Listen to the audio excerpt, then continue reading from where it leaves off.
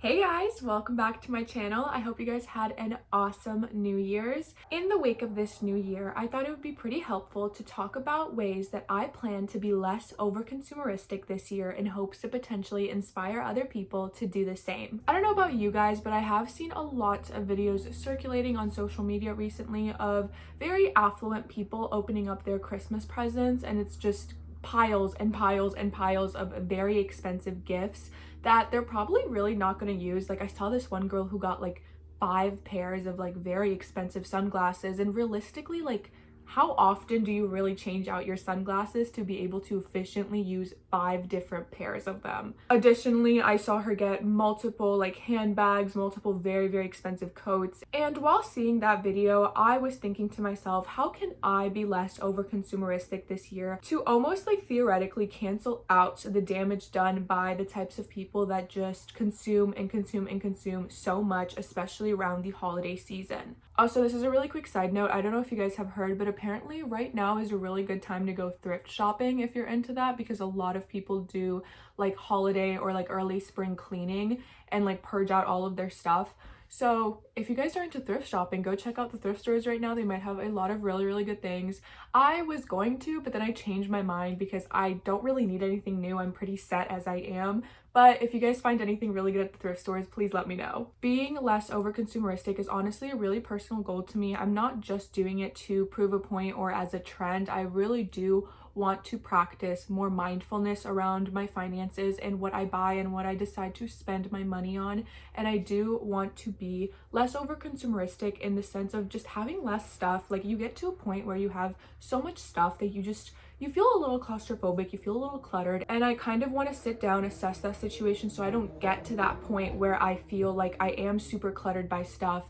But with the way that my spending habits have been the past couple years, I do feel like I'm steadily heading there. So this is why I'm trying to create a list of things that I want to do to stop that and be less over consumeristic and kind of reel back on what I decide to spend my money on and how. I don't know about you guys, but my two weaknesses in the world are books and clothes, and I will definitely be talking about those two things in this video. I actually wanted to start off with books first. I kind of wanted to do a little project pan with my books. I mentioned this in a previous video. You guys can't tell, but to the left of me, I have a very large bookshelf with a lot of books. If I had to count off the top of my head, easily at least 100 books are on there that I have not read, and that is something I'm kind of ashamed to admit. I am guilty a little bit of the whole book hoarding thing, and I do feel really guilty about that.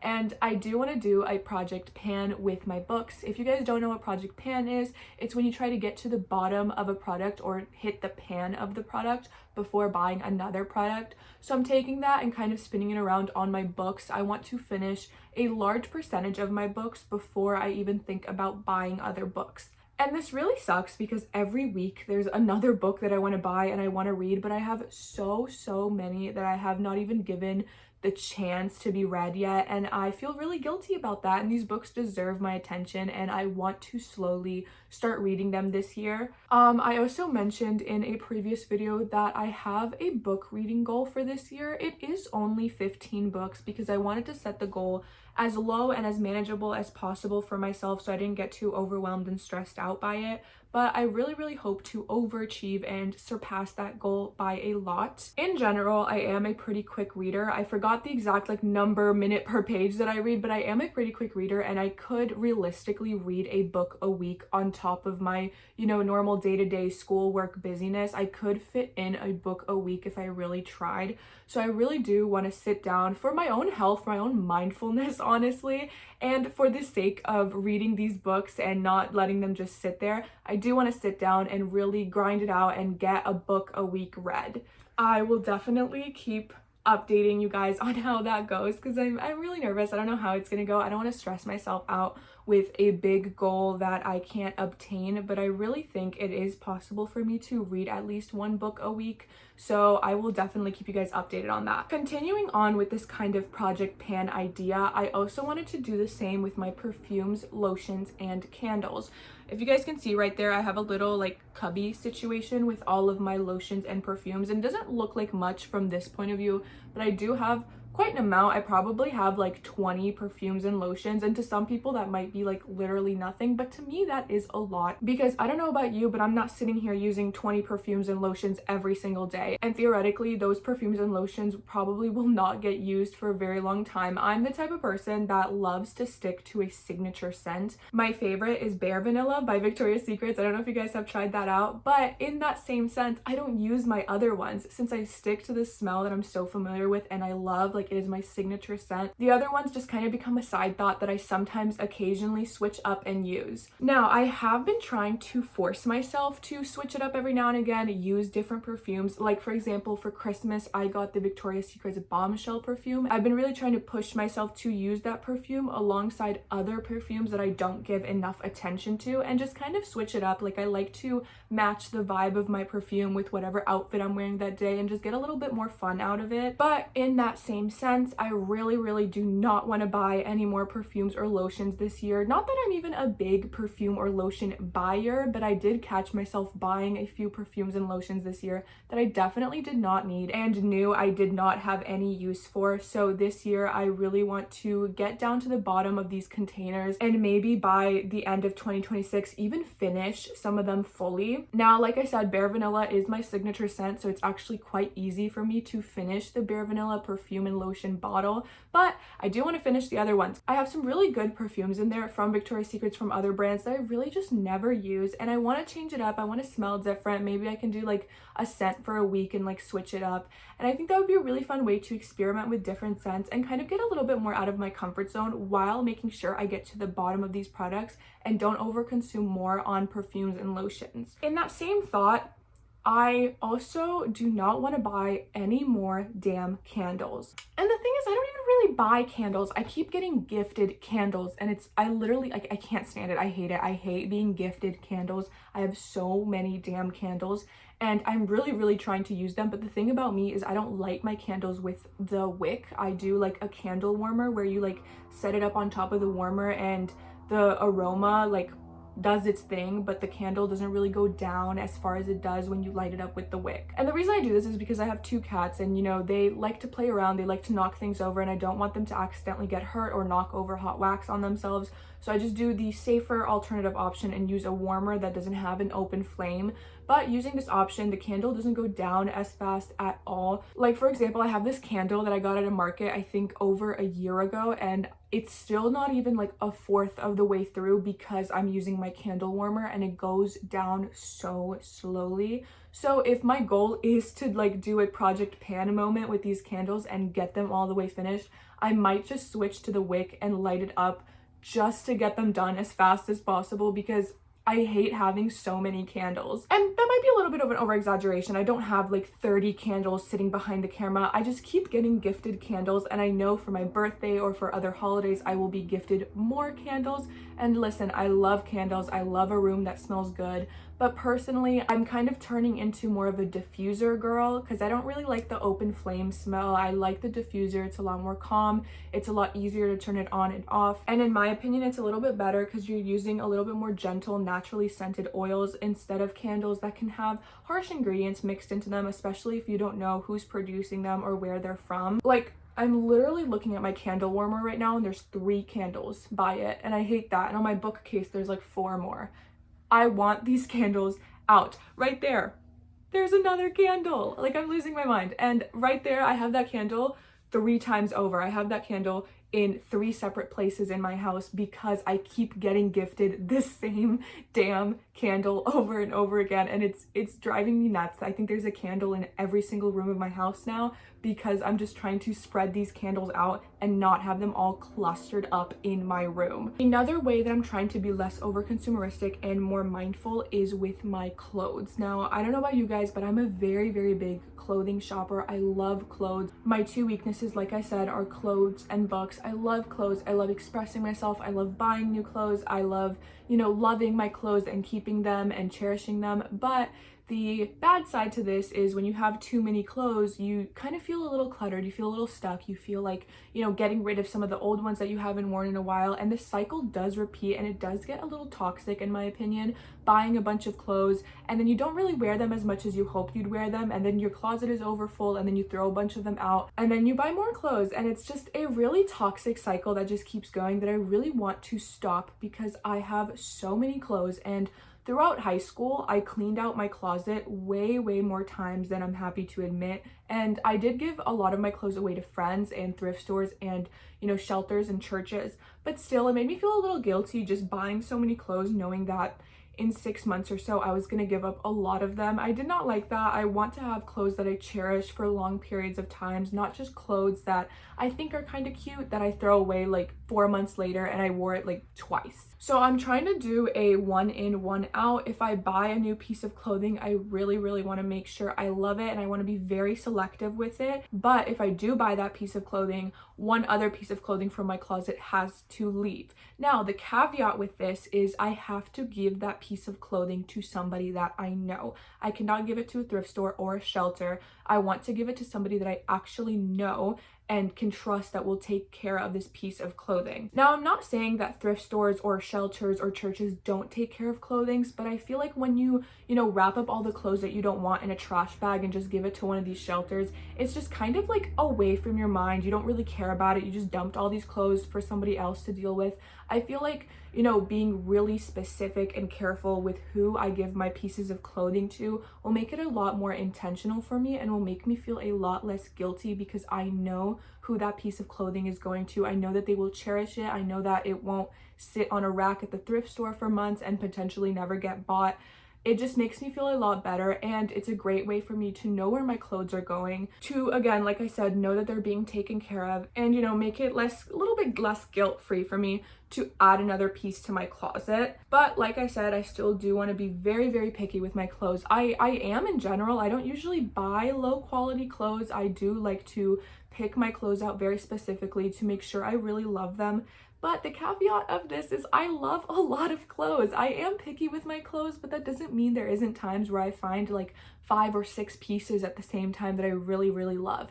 For example, this is a Hollister top. Hollister has been bringing out recently the cutest baby doll tops. I love these type of tops, and I never get the chance to buy them. I very rarely see them in stores. So when Hollister brought them out, I bought like 5 of them. Not at the same time. Over the span of like 3 months, I bought like 5 different ones that I really tried on, made sure I loved, made sure I would use, and I've been wearing them all the time. So these shirts are definitely not just sitting in my closet. I have been wearing them. But I did very intentionally pick them out with hopes that they will stay in my closet for a really long time. So I hope to do that in 2026. Wait, we're in 2026. I'm still talking about 2026 like we haven't gotten there. In 2026, this year, I really hope to continue doing that, to continue to be picky with my clothes, but be a little bit more intentional on if I need another item in my closet, when realistically the answer is no. I have more than enough clothes to last me till like the end of my college days for like 10 years from now.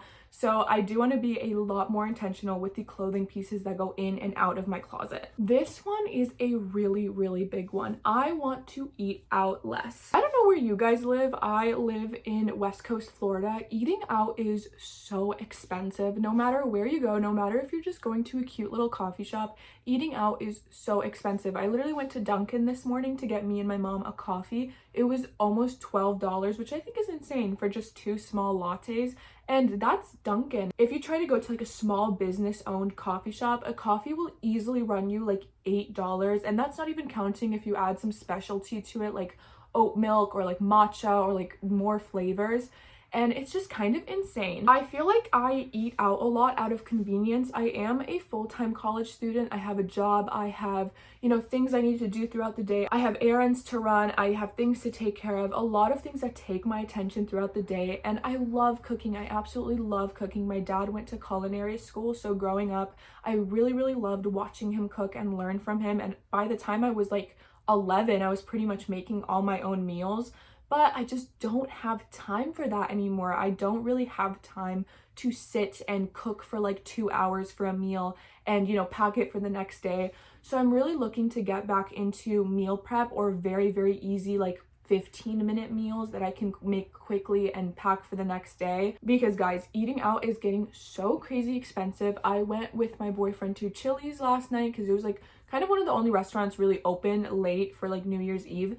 And it was like $50 for the both of us. And we didn't even get anything crazy. We literally just got 2 entrees and I got like a strawberry lemonade.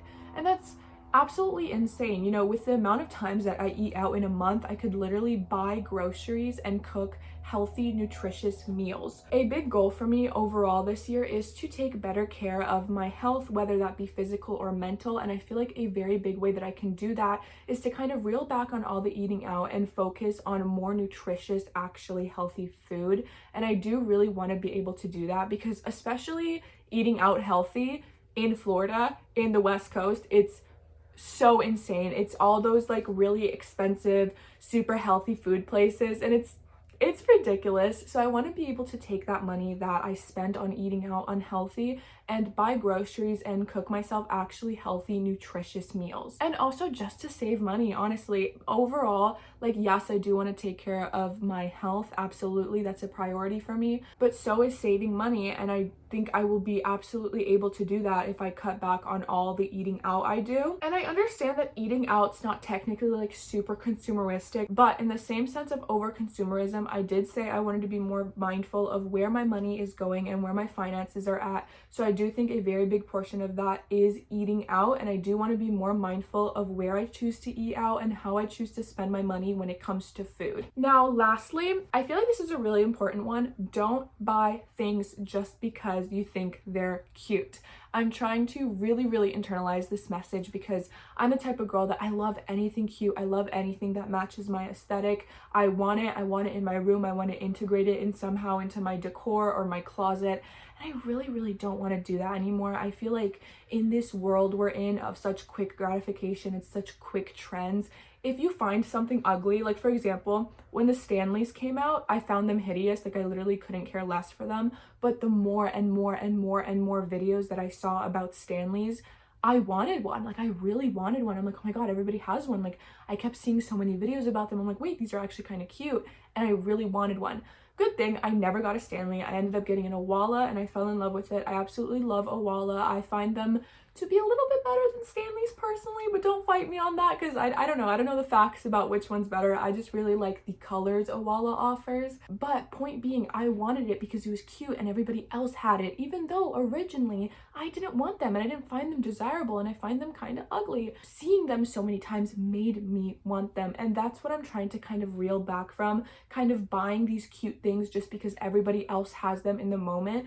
I'm setting a goal for myself that if I want something, I have to think about it for at least a week before I buy it to see if I really want it or if I just want it in the heat of the moment. I also do want to practice how I can integrate these items into my daily life because I don't want junk, I don't want clutter, I don't want something to just sit in my room. I actually want to use it and give it its full purpose. So in the same sense of waiting a week, I also want to think mindfully about how I can practice using this item in everyday life so that it doesn't just sit there and become clutter. Now, when it comes to bigger purchases, I want to wait at least a month before I commit to buying something. Like for example, for a good couple months now, I've been wanting a camera. It's kind of just been a thought in the back of my head. It has nothing to do with YouTube. I had a camera that was handed down to me from my sister, but it's getting a little old and it doesn't really work as well as I'd like it to. So I was thinking of investing in my own camera. And again, like I said, it's just kind of been a thought in the back of my head. I never like brought it to fruition, but lately I've been really, really wanting a camera. I was looking at Best Buy. I was looking at different places that sell cameras. I was really looking at these cameras, considering buying one. And a week ago, I almost bought a $500 camera until I stopped myself and was like, what are you doing? Yes, I would love a camera and I think I would use it and I think it would be great, but spending $500 or more on a camera right now that I realistically don't need is kind of insane, and I do want to think about it for at least a couple more months before I make such a financial commitment. And in that same sense, I want to practice that going into 2026, because old me would have just made an impulse purchase that I would have kind of regretted. And I'll give you guys an example. In August, I bought these beautiful Ballarat Roma shoes that were $300. I wore them literally every single other day. Like, do not get me wrong, these shoes are gorgeous. I really like put them to work. Like, I was wearing these shoes every other day. But the caveat was these shoes really hurt. They were kind of a size too small. Not really, it's just like they were made in Italy, and I guess the sizes over there are a little bit different than ours. And I did originally get the correct size, and everybody online was like, oh, you're supposed to stretch them out. Oh, they're supposed to be a little bit tight. So I didn't think much of it. And although they did stretch out, every time I wore them, I was still experiencing pain, especially around the heel of my foot. And I was really frustrated because these were $300 shoes. Eventually, I was told by a doctor to stop wearing these shoes because they were seriously hurting the back of my foot. And I was really heartbroken because I had wanted these shoes for so long. But to be fair, I did impulse purchase them when I had the money. Instead of really thinking what else could I have done with $300, my first thought was, I want these shoes and I'm gonna get them. And now they're just sitting on my bedroom floor collecting dust because I cannot even wear them anymore. And I should have listened to my gut when I first bought them and returned them for a larger size. But I was impatient and I didn't want to spend the $35 that it would have taken to send them back to Italy, which was kind of insane because I'm like, you already spent $300. Like, what's $35 on top of that? But because I was so impatient, I decided to keep the shoes and wear them even though my gut told me to stop wearing them because they were causing me pain. And now I've been ordered by a doctor to stop wearing them, and they are just sitting on my bedroom floor looking pretty. So if you want to take away any lesson from that, don't impulse buy things just because you got the money and now you can buy those items. Like, really take a second, do your research, think about it, look at the return policy, look if you can afford to return them after buying such an expensive thing and they potentially don't work out. I will definitely keep you guys updated on how this list goes. I'm really excited to give these things a try. Hopefully throughout this, I can be a lot more mindful with where my money goes and where it's allocated, and be a little less over consumeristic in the process, and be more happy and mindful of the things that I do have and how I can use them in my everyday life. Thank you guys so much for watching. If you have any thoughts, comments, concerns, please leave them down in the comments. If you guys have any ideas for what you want me to talk about next, don't be shy, let me know. I hope you guys enjoyed this video and what I had to say, and I will see you in the next one. Bye!